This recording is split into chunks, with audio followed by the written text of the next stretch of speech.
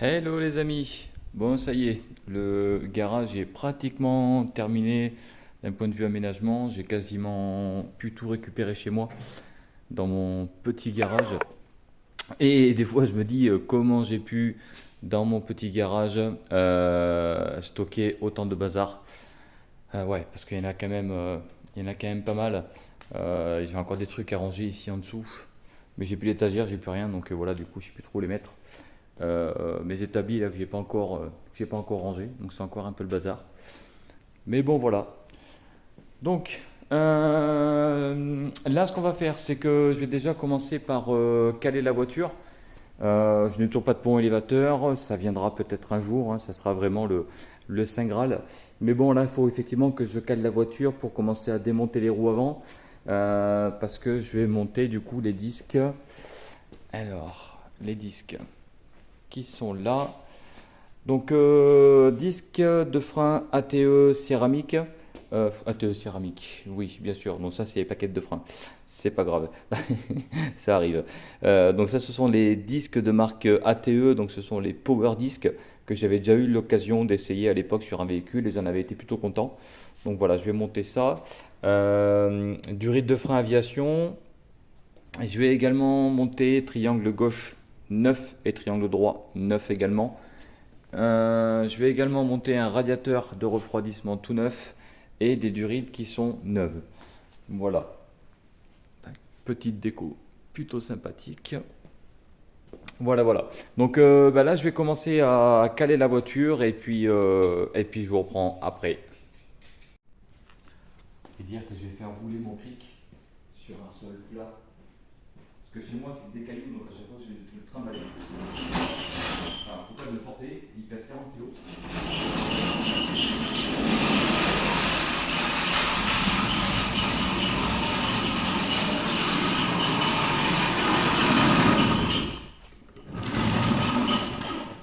Alors que là, j'ai juste à faire rouler. C'est quand même top. C'est quand même le top du top.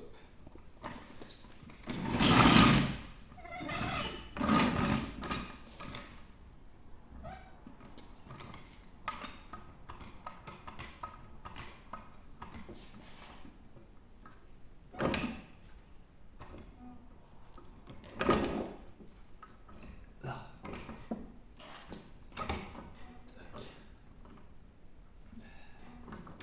Ok, donc là je vais pas trop lever parce qu'il faut que je puisse d'abord débloquer mes roues.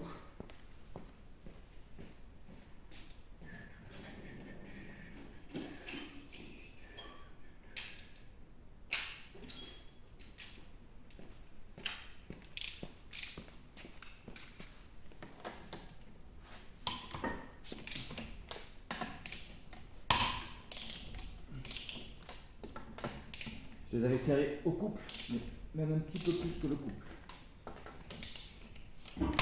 Ah. Ouais, je vais un petit peu bien serré. Hop. Ouais, parce que si tu desserres ta roue une fois que ta roue est en l'air, c'est bien galère.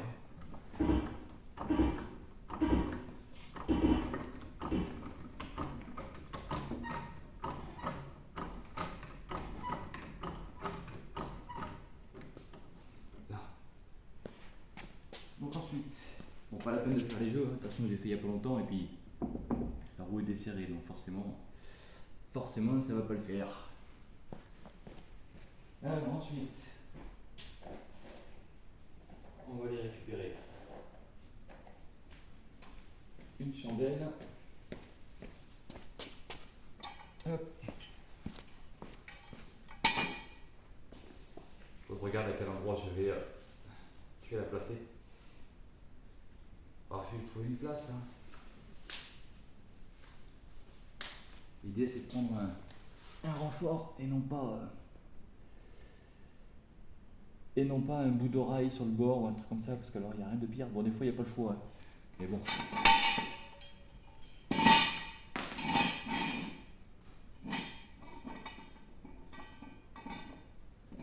Donc là, si je veux être bien, il faudrait que je lève un peu plus. Et ben, on va lever un peu plus.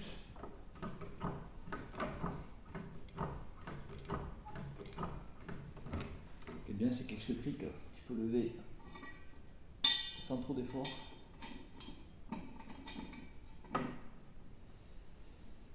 Là, je pense que là, je devrais être pas mal et normalement, je devrais rien abîmer. Je vais descendre doucement. Ouais, doucement, j'ai dit. Je prends quelque chose de là. Oh. Là. Voilà. Ça, c'est impeccable. Quel plaisir de faire rouler sans effort. Alors,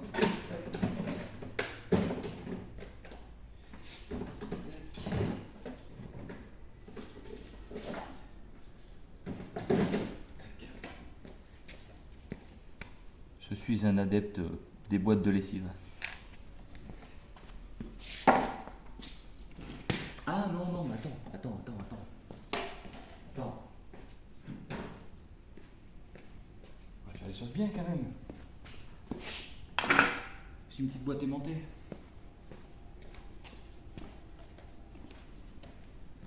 Comme ça. Ben ça, du coup, j'en ai pas besoin. Hop.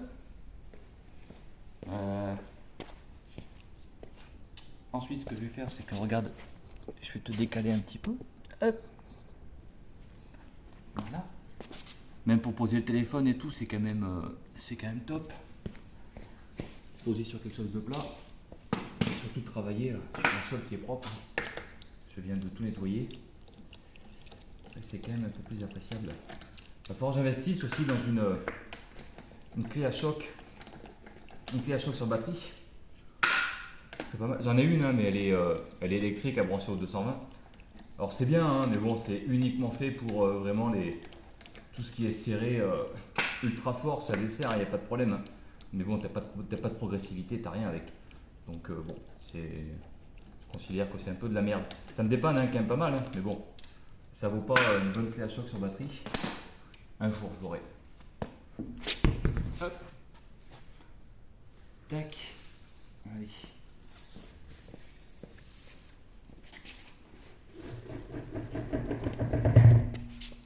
Voilà. Bah ouais, du coup ils sont tout neufs, hein. En tout cas ils sont pas vieux. Bon, je vais quand même les garder. Je vais les garder, ça va me faire déco. Et puis voilà. Hein. Bon, est-ce que j'attaque directement ce côté-là ou est-ce que je vais défaire la roue là-bas de l'autre côté? Non, tu sais quoi? On va aller de l'autre côté. Tiens, je t'amène avec moi. Tac. Même là, je peux poser comme je veux. Tac. Je suis comme un gosse en fait. Hein. J'ai un nouveau garage. Bon, c'est la première fois que j'ai un garage aussi grand. Hein. Donc j'ai toujours travaillé, on va pas dire en galère, puisqu'il y en a qui bossent dehors ou sur des parkings. J'ai déjà fait, hein, moi aussi, bosser sur des parkings, et sincèrement, quand tu habites en appartement, après, t'as pas le choix, c'est soit le parking ou soit tu amènes ta voiture au garage. Si t'aimes la mécanique, c'est quand même dommage de la laisser à quelqu'un d'autre. Puis autant que tu économises de l'argent aussi, et c'est vrai qu'il y en a pas mal qui bossent sur des parkings. Ah, c'est pas facile, ça c'est clair.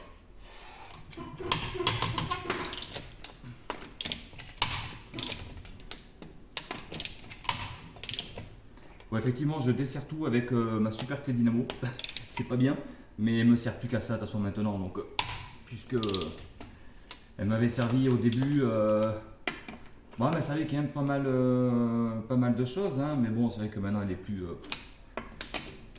plus normalement, il faut les faire contrôler et tout ça. Je trouve mes mots, mais enfin bref, voilà. Elle me sert juste de grand clic et quoi. Voilà. Tac. Allez.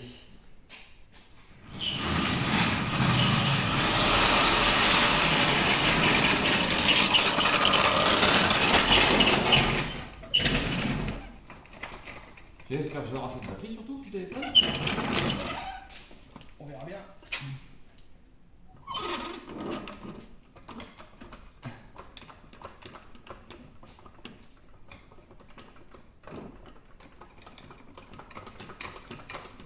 Allez, voilà. Tac. Donc là je fais toujours gaffe parce que comme là-bas elle est posée sur chandelle.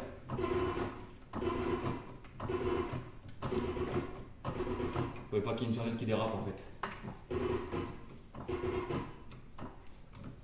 Bon, et là par contre de ce côté-là, je me casse pas les couilles à mettre une chandelle. Tac, je garde mon clic.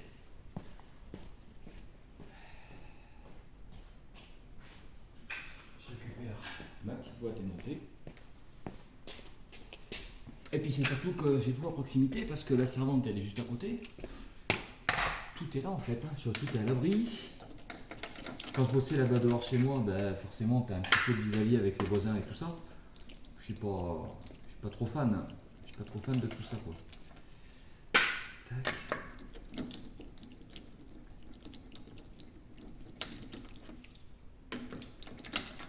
Hop.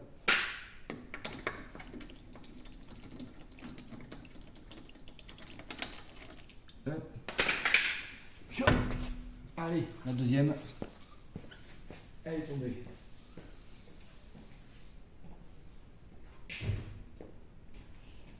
Je me rappelle plus du combien c'était. Alors pour sûr derrière on était sur du 13. Ah oui, j'avais posé aussi les les témoins d'usure hein, qui servent absolument à rien, tu sais. Mais bon, c'est pas grave. Ils étaient quand même là. Tac. Ça du coup on est bon. Alors je vais aller toper du 13. Ok, alors attends, je vais essayer de voir si je peux te montrer. Alors, bon, si tu n'as jamais changé de plaquette de frein sur ta voiture, je vais essayer de te montrer sur au moins cet étrier-là. Donc là, en fait, ici, là, tu as un écrou de 13, enfin, tu as un vis. Tu as un vis de 13, ici, là. Tu maintiens ici dedans, il me semble que c'est de mémoire, c'est du 15. Tu prends une clé de 15 plate pour maintenir ici. Donc ça, c'est le coulisseau. Tu maintiens le coulisseau, tu desserres ici. Tu fais la même à cet endroit-là. Donc pareil. Et si tes plaquettes sont usées, tu seras obligé, et si tes disques ont surtout une rainure et tes plaquettes sont usées, tu vas être obligé en fait de repousser un petit peu le piston pour libérer l'étrier et les plaquettes. Voilà, après il faudra enlever le support d'étrier. Alors ce que je fais, c'est que je ne vais pas te montrer ça, ça va prendre un petit peu de temps. C'est pas très long, mais sinon la vidéo va être ennuyeuse. Allez, je te reprends tout de suite. Bon, ça y est, j'ai donc défait l'étrier, je l'ai complètement enlevé. Donc en fait, il y a juste à le desserrer du flexible. Hein. J'ai mis le flexible dans un bocal qui est propre à l'intérieur. Je récupère le liquide de frein puisque je l'ai mis dedans il y a maintenant à peu près un mois. Donc voilà, le liquide de frein est tout neuf en fait. Hein. J'avais fait tout ça pour la passer au contrôle technique. Et comme là, je vais monter les flexibles de frein aviation, ben, je ne vais pas gaspiller en fait du liquide de frein qui est neuf. Ça sert à rien, c'est tout neuf, autant le conserver. Donc en fait, le support d'étrier, lui qui est là, ici là, pour l'enlever en fait derrière, hein, c'est un vis en fait qui maintient ici là et qui maintient également là. Alors il y avait un soufflet de cardan, je l'avais montré il me semble, non je l'avais dit sur la première vidéo, ce soufflet de cardan en fait qui était complètement déchiré donc que j'ai dû remplacer et il reste encore quand même pas mal de gras et pas mal de merde à enlever. Voilà. Donc là ce que je vais faire maintenant c'est que va falloir que je défasse la rotule de suspension ici à ce niveau là, que j'enlève du pivot pour ensuite défaire le vis qui est là et après le vis qui est là-bas qui maintient en fait le signal bloc en dessous. Voilà, donc ça je vais commencer à m'y attaquer maintenant et puis bah, je vais faire ça et puis je te reprends après. Allez, à tout à l'heure. Bon, du coup, j'ai enlevé le triangle. Alors, c'est hyper dégueulasse au fond là-bas. J'ai commencé à balancer un petit peu de dégraissant et après je vais finir au nettoyant frein, mais c'est vraiment pourri. Bon, l'avantage au moins, c'est que quand tu as de l'huile comme ça risque pas de rouiller. C'est quand même un gros avantage. Donc là-dessus, le triangle, il se sort avec... Donc en fait, ici, là, il y a un vis qui passe dedans, là, qui maintient ton triangle. Ensuite, là-bas, pareil, tu as un vis... au fond, là-bas, bon, on verra pas grand-chose. Enfin bon, tu as un vis, en fait, qui passe au travers, qui maintient également les cylindres blocs de barre stabilisatrice. Et tu en as un autre qui vient devant, donc ça voilà, donc du coup c'est deux vis qui maintiennent le cylindre bloc arrière du triangle. Un vis qui maintient le cylindre bloc avant du triangle Et ici, en fait, donc pour défaire la rotule de suspension, si tu veux une astuce, si tu la connais pas, en fait, je vais essayer de te filmer ça correctement. Alors, je tiens le téléphone et je tiens en même temps la lampe, ce qui fait qu'en fait, je peux pas te montrer avec le doigt. Euh, Là, en fait, tu vois la fente dans le moyeu. Ici, en fait, si tu n'as jamais fait, tu t'embêtes pas. Tu glisses en fait un tournevis plat assez gros, ce qui va venir en fait écarter. Là, ce qui va venir en fait écarter la fente pour en fait pouvoir libérer ta rotule. Ta rotule de suspension, tu vois, elle vient s'emboîter là-dedans là.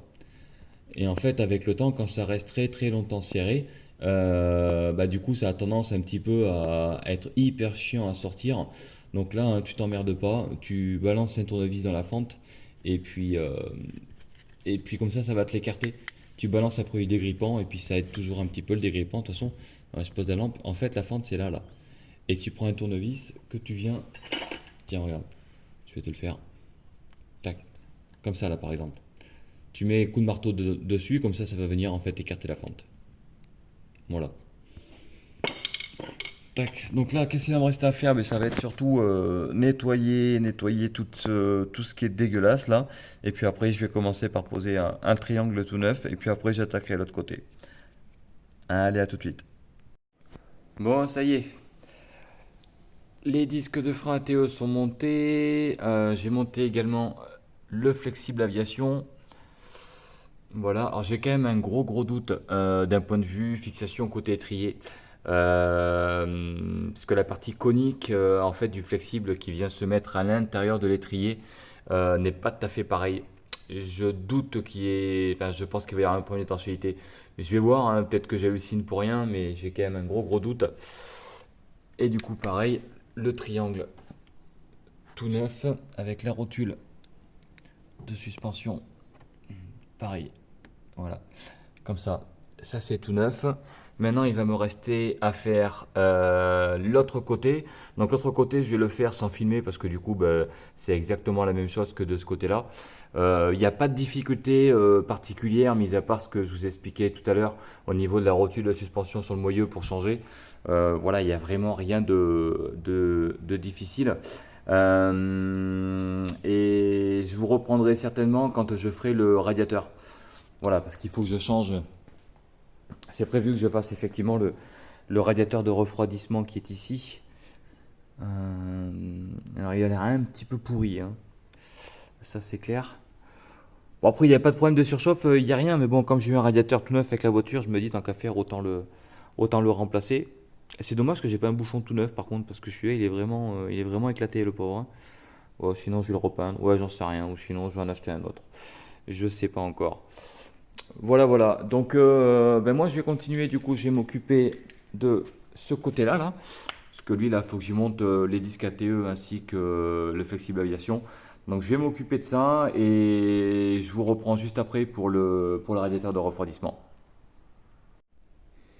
Bon, en fait, le radiateur que j'ai qui m'a été fourni avec la voiture, c'est pas le bon. Alors, en fait, en bas, là, je sais pas si on va voir. Je vais essayer de mettre la lampe. Tac. Alors, ici, là, il y a deux durites là. Une là et une là. Qui sont là, là. Ces deux durites là, en fait, elles sont prises en bas du vase d'expansion. Et sur l'autre radiateur,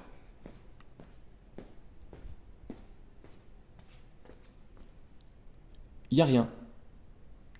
Voilà. Donc, j'ai bien fait de regarder, effectivement, parce que je me demandais un petit peu comment ça se montait.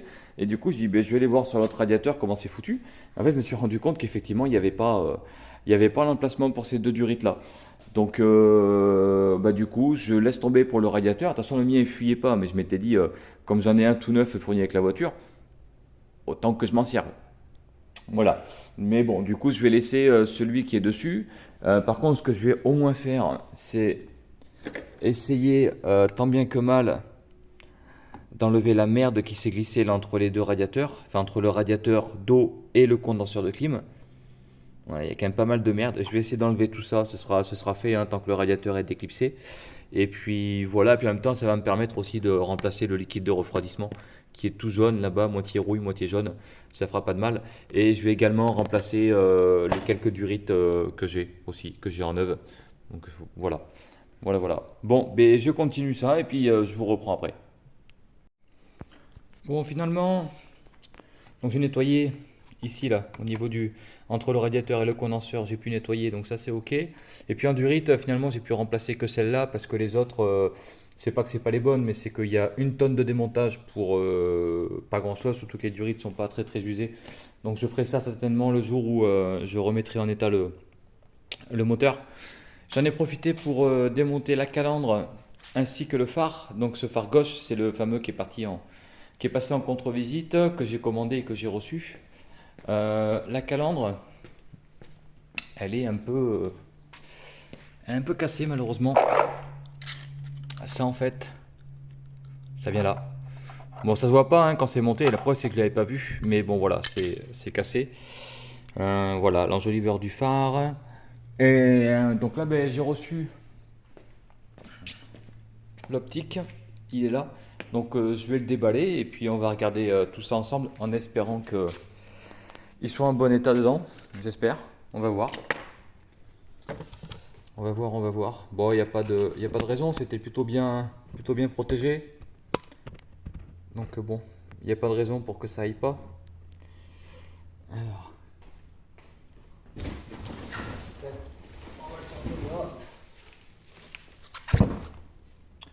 effectivement, c'est bien protégé.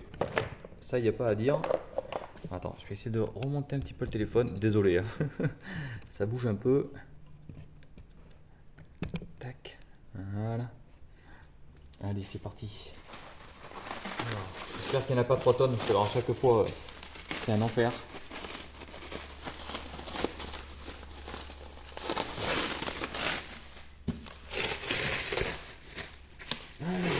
Ah, ben donc. Bon, au moins, il n'y a pas à dire. C'est protégé. Cellophane pour tenir le papier bulle. J'en ai mis le petit polystyrène pour peut-être casser la pâte. Donc ça par contre c'est vraiment pas bête. Donc phare avant gauche qui est d'occasion. Ce que je ne sais pas par contre c'est est-ce que il va être compatible avec le mien. J'en sais foutre rien on va dire. On va bien voir. Donc déjà, moi le mien a été cassé là. Ah voilà. En fait, moi sur mon phare, la petite patte qui est là, qui maintient le clip pour l'ampoule, en fait il est cassé, donc j'ai l'ampoule qui tient plus à l'intérieur. Ah mais il s'embête pas hein, pour démonter. Tac. Bon. Alors, ce qu'on va faire, c'est que ça on va enlever. Ça. Attention, on va essayer de pas casser la patte. Voilà. La prise comme ça, elle est enlevée. Avec un petit peu de chance, on a peut-être l'ampoule qui est encore bonne. Ah ouais, ouais. Ouais. Bon, on va la laisser dedans, hein. Tac. La petite veilleuse W5W. Ouais, bon s'il faut, hein, si elle marche pas, je vais la changer. Tac. Donc ça c'est ok. Au niveau des pattes, bah normalement il est censé avoir une patte en dessous, il me semblait. Ah non, non, non, non, non, non, non, j'ai une connerie. Il y en a une là. Donc il y en a une ici, il y en a une là, et il y en a une après au-dessus. Et normalement mon clignotant, lui en fait il vient s'enquiller directement.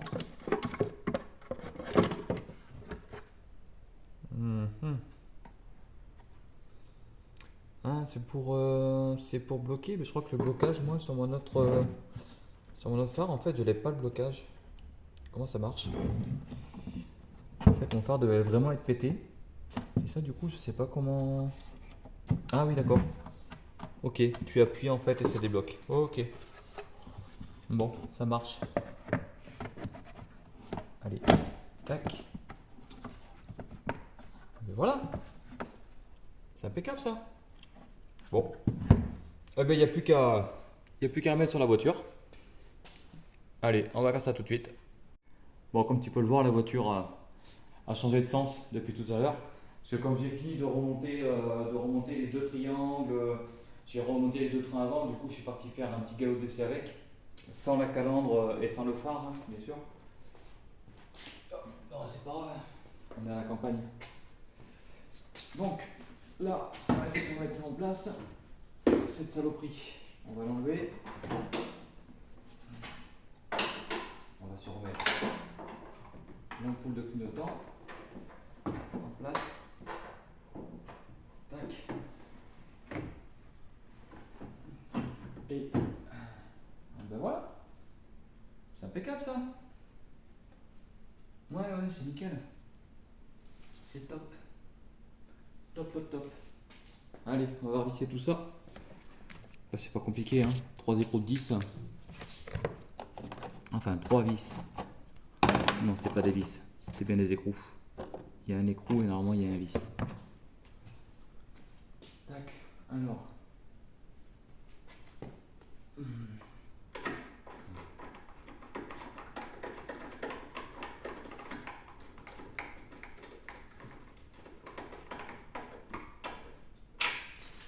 Allez, ça c'est fait.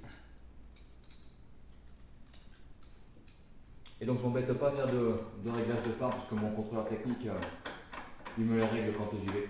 Donc comme ça je suis tranquille. Il m'a dit tu changes le phare et puis je le réglerai s'il faut. Donc c'est plutôt sympa de sa part. Parce qu'ils le font pas tous.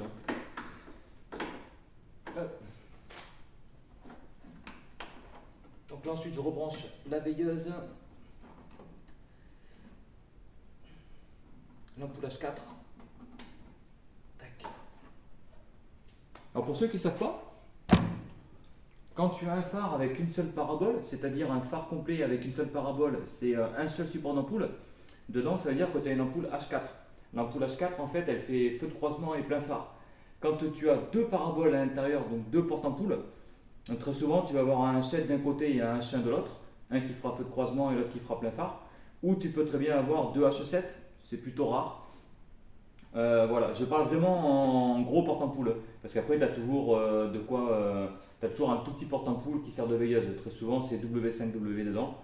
Voilà, donc si tu le sais pas, même sans démonter l'ampoule, tu sais que si tu n'as qu'une seule parabole, comme là sur la 306, bah, à coup sûr ce sera une H4 que tu mettras dedans.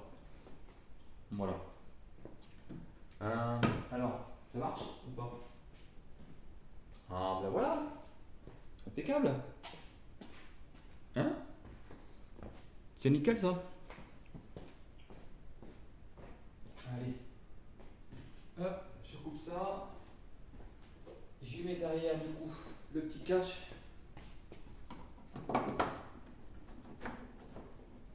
Hop, voilà. Je remets le champipi. Et on va remettre la caméra. Allez.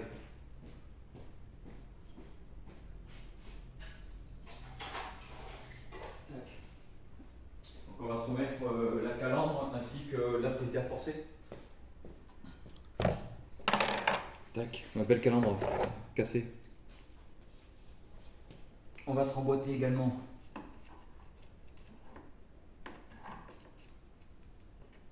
l'enjoliveur de phare. Alors, là c'est nickel. Voilà. Allez, impeccable. Ça c'est bon. Ensuite, on va se remettre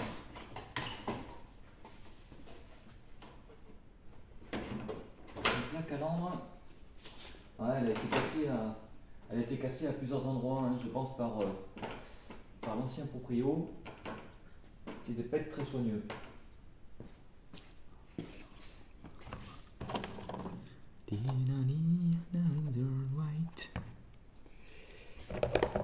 Allez. Et du coup, je vais remettre la petite patte qui est cassée. Hein. Je vais essayer de remettre ça correctement en place. Sinon, c'est pas la peine que je le recolle. Hein. Au serrage, ça va péter direct. Hein. Donc, c'est mort quoi. Tant pis. Hein.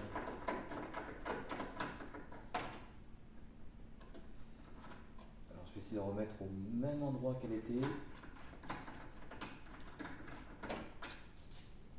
C'était à peu près comme ça. Alors, à peu près. On va se remettre le vis ici.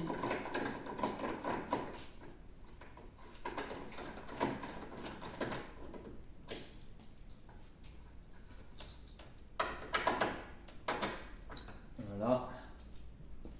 Et le petit dernier ici. Ouais, cette calandre elle a tellement été démontée que tout est. C'est même en train de se fissurer la pauvre. Là. Ok. La prise d'air qui sert à rien, mais au moins elle cache le trou. Là. On s'agira peut-être à un moment donné, je sais pas.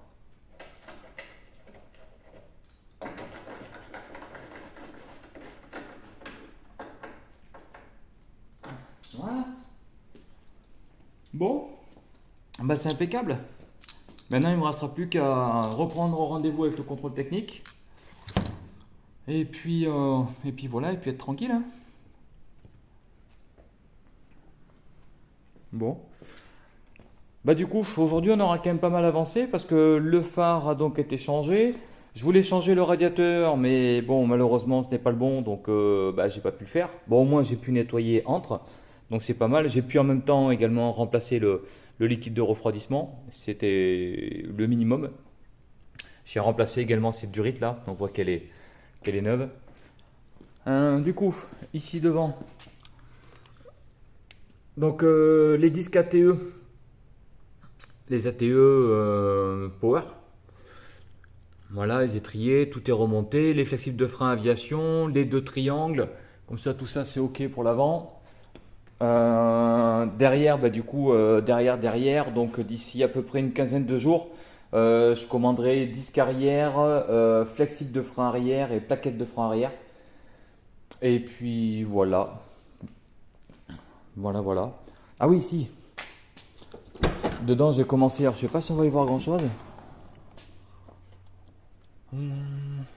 Alors, ici là derrière, j'ai commencé en fait, j'ai enlevé toute la banquette arrière. Donc j'ai tout enlevé. On voit pas super bien. Mais ouais, j'ai tout dégagé, j'ai passé l'aspirateur dedans, j'ai tout nettoyé. Voilà, comme ça au moins derrière c'est vidé. Hein. De toute façon, je comptais pas transporter quelqu'un à l'arrière. Donc ça pour le 23 octobre, hein, pour aller sur circuit, au moins j'ai avoir le cul qui va être gravement allégé. Ça c'est clair. Donc voilà, puis au moins c'est un petit peu plus propre. Hein. J'ai également nettoyé aussi dans la rainure du coffre. Voilà, bon il y en avait besoin. Hein. Au moins ça c'est fait. Et ah oui aussi ce que j'ai vu, alors je sais pas si je vais pouvoir te le montrer.